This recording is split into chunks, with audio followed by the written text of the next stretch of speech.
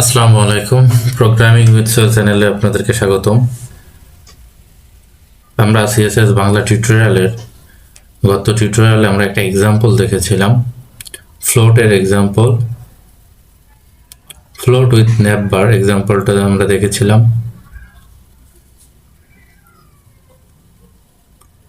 আজ আমরা দেখব সিএসএস কম্বিনেটরস। সিএসএস কম্বিনেটরস, চারটা কম্বিনেটর আমাদের সিএসএস কম্বিনেটরের। ডিসেন্ডেন্ট কম্বিনেটর, যেটা আমরা শুধু স্পেস দিলে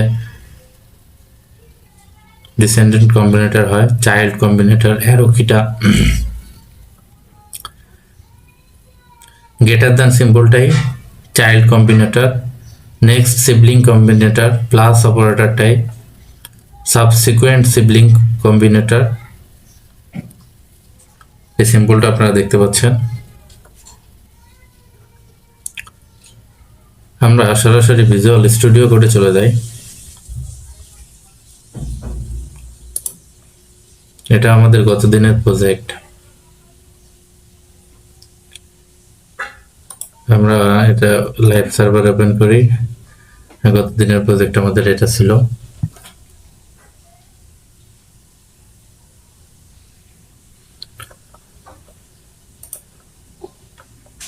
এখানে কিন্তু আমরা একটা এলআই থেকে এটাকে আমরা একটা কম্বিনেটর দিয়ে সিলেক্ট করেছি, যেটা স্পেস। এই স্পেসটাই হলো ডিসেন্ডেন্ট কম্বিনেটর। স্পেসটা ডিসেন্ডেন্ট কম্বিনেটর। আমরা যদি এখানে গ্রেটার দ্যান ব্যবহার করতাম, সেভ করি, তাহলে এটা হতো চাইল্ড কম্বিনেটর। এলআই যত চাইল্ড গুলো আছে চাইল্ড কম্বিনেটর হতো। সেভ করি এবং আউটপুটটা একবার দেখে আসি। আমাদের কিন্তু আউটপুটে কোনো পরিবর্তন নেই, কারণ আমরা কিন্তু এখানে বলেই দিচ্ছি এলআই যে চাইল্ড গুলো আছে, মানে এলআই এর ভিতরে যে জিনিসগুলো আছে এ, আমাদের তো এলআই এর ভিতরেই এ আছে, তার মানে এর মাদারটা হলো এলআই এবং এলআই এর মাদার হলো ইউএল। তাহলে আমরা এখানে বলতেছি ইউএল এলআই চাইল্ড এর কথা বলছি আমরা, চাইল্ড এ, এজন্য আমাদের কোনো পরিবর্তন নাই।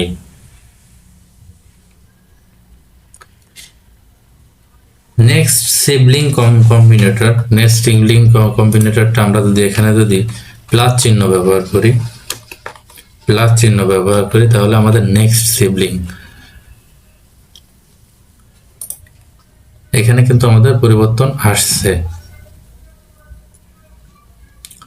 কারণ আমরা সবগুলো চাইল্ডকে কিন্তু সিলেক্ট করিনি। এখানে আমরা সিলেক্ট করছি নেক্সট সিবলিং, যেটা নেক্সট সিবলিংটা কিন্তু আমরা সিলেক্ট করছি। আমরা যদি এখানে একটা ব্যাকগ্রাউন্ড কালার দিয়ে দিই, এক্সাম্পল আমরা ব্যাকগ্রাউন্ড কালার দিয়ে দিলাম ব্লু। সেভ করি এবং আউটপুটটা দেখি, কোনো আউটপুটের পরিবর্তন নেই, কারণ এক্ষেত্রে নেপবারের ক্ষেত্রে এলআই নেক্সট সিবলিংটা চুজ করতে পারতেছে না। আমরা আর একটা উদাহরণ দিয়ে দেখি।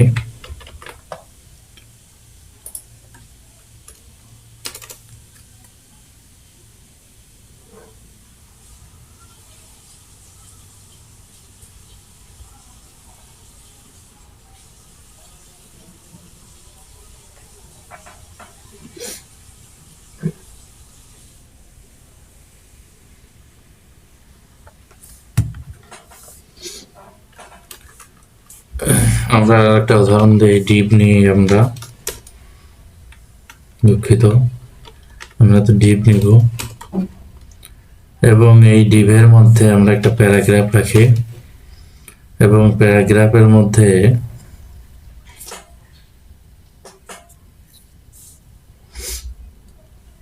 আমরা দিয়ে দিই এটা div 1,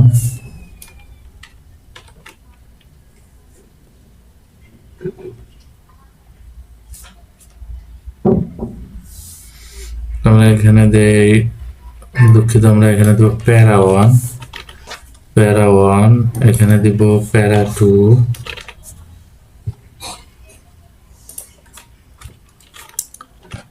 প্যারা 2 এবং আরো ডিপ নিয়ে আমরা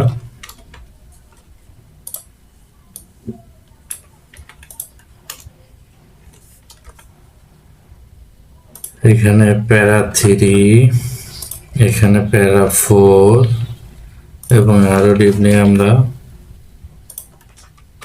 প্যারা 5, এখানে প্যারা 6, আরো ডিপ নিয়ে আমরা প্যারা 7 এবং প্যারা 8। সেভ করি এবং আমরা এখানে সিবলিংটা ব্যবহার করি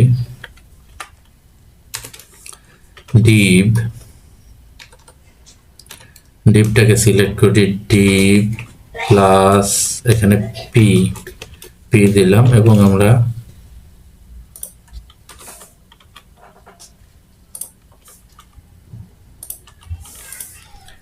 ব্যাকগ্রাউন্ড কালার এখানে আমরা ব্লু দিয়ে দিলাম। সেভ করি এবং আউটপুটটা আমরা একটু দেখে আসি।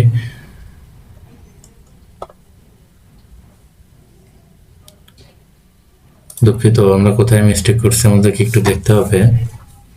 দুঃখিত, আমরা তো এইখানে ডিপ নিব না, আমাদের সিলেক্ট করতে গেলে আমরা তো এখানে ডিপ নিব না, এখানে আমরা ডিপ নিব না এবং এখানে ডিপ ছাড়া আমরা ডিপ ছাড়া এটাকে রাখবো। আমরা ডিপের মধ্যে যেগুলা সেগুলাকে এইবার যদি আমরা আউটপুটটা দেখি তাহলে ডিপ ছাড়া যেটা আছে প্লাস পি অর্থাৎ paragraph, deep plus P sibling এর পরবর্তীতে ভাই বোন যেগুলো আছে আর কি সেগুলা, সেটা সিবলিং অর্থাৎ ভাই বোন, ডিপ প্লাস পি। এবার ব্যাকগ্রাউন্ড কালার ব্লু দিয়েছি।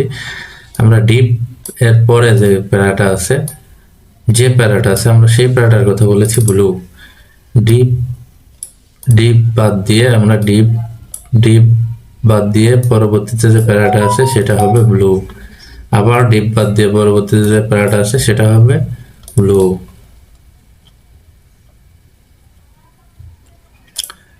আপনারা সেভাবে আউটপুট দেখতে পাচ্ছেন। আমাদের আর একটা অপশন যেটা আছে সেটা হলো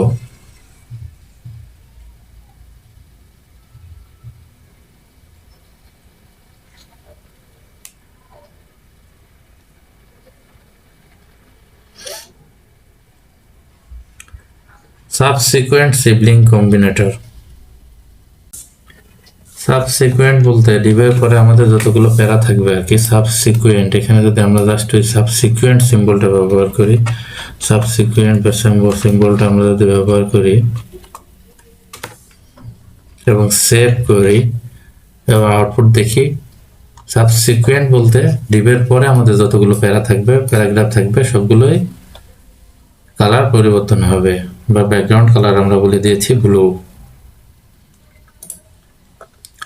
আশা করি এই সিলেক্টর সম্পর্কে আপনারা বুঝতে পারছেন। আপনাদের বুঝতে সমস্যা হলে প্লিজ যোগাযোগ করবেন। আর ভিডিওটি যদি আপনাদের ভালো লাগে থাকে লাইক কমেন্ট শেয়ার করবেন। আর আপনি যদি চ্যানেলে নতুন হয়ে থাকেন তাহলে অবশ্যই সাবস্ক্রাইব করবেন। ধন্যবাদ।